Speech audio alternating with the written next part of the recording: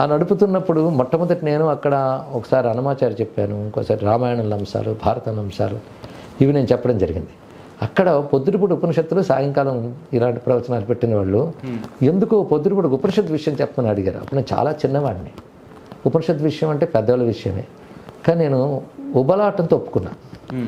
అర్హతలు చూడకుండా ఉత్సాహంతో ఒప్పుకున్నాను. మీ వయసు ఎంత ఉంటుంది గురించి అప్పుడు?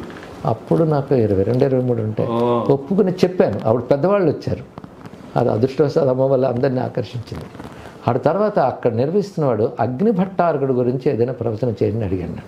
అగ్ని గురించి, కేవలం అగ్ని. అతను ఎప్పుడు ప్రవచనాలు వింటూ ఉంటాడు, చెప్పడైనా. పెద్ద ఆయన అక్కడ ఉండేవారు, పెద్దవాటి రామశేషయ్య గారని.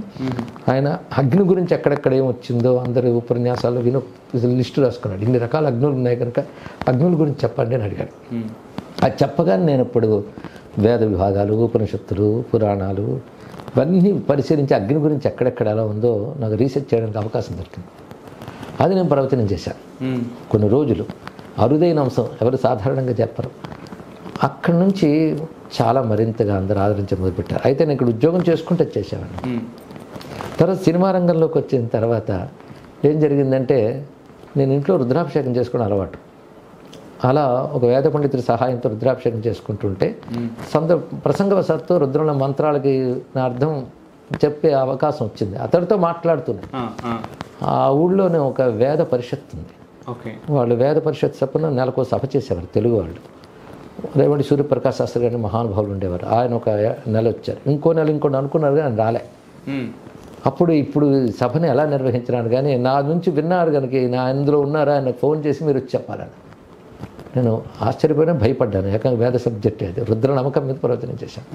అక్కడికి ఒక్కొక్క వర్గం వచ్చి విని మీరు ఈసారి మనకు వాల్మీకి రామాయణం చెప్పాలని అడిగారు.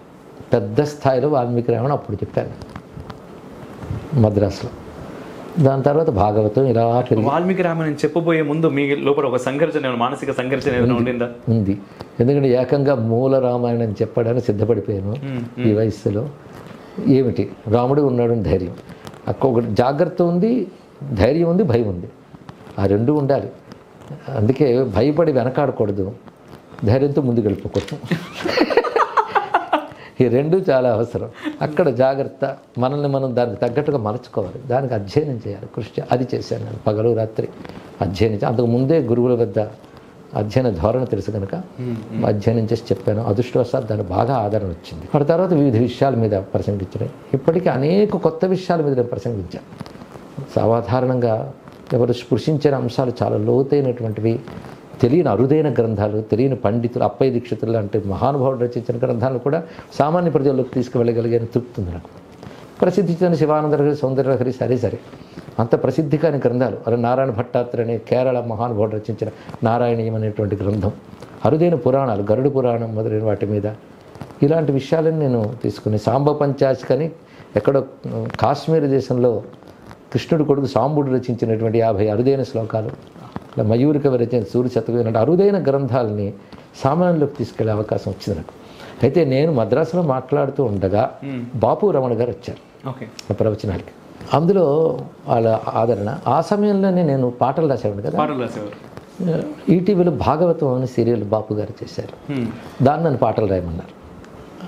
అప్పుడు వెళ్ళి డిస్కస్ చేస్తున్నప్పుడు భాగవతం సబ్జెక్ట్ కనుక వారు మంచి సహృదయులు, జ్ఞానులు కనుక నేను ఔచిత్యాలు డిస్కస్ చేసేవాళ్ళం. వాల్మీకి వ్యాసుడు ఇలా రాశాడు, పోతన గారు ఇలా రాశారని చెప్తున్న వాళ్ళు చాలా ఆసక్తిగా వినేవారు. పాట వాళ్ళకి ఇంతే కావాలి, కానీ డిస్కషన్ చాలా బాగా జరిగేది. ఆ తర్వాత టీవీలో ప్రవచనాల గురించి మాట్లాడినప్పుడు రమణ గారు ఆ టీవీ వారితో చెప్పారు, మీకు ఎక్కడ చెప్పించుకోవాలంటే ఆయనకి ఆ విషయాలు తెలిసి చూడండి. అలా అనుకోకుండా నేను టీవీ రంగంలోకి వెళ్ళడం. అప్పుడు ఇన్ని ఛానల్స్లో 2 ఛానల్స్ ఉండే, 2 ఛానల్స్ ప్రారంభించాను. అది క్రమక్రమంగా అందరూ ఆదరించుకోవడంతో ఈ రంగం ఇచ్చిన తృప్తి నాకు సినిమా రంగంలో లేదు. అది వదిలేసి ఇందులోకి వచ్చేసాను. ఇది జరిగింది కదా. ఓకే, చాలా బాగుంది.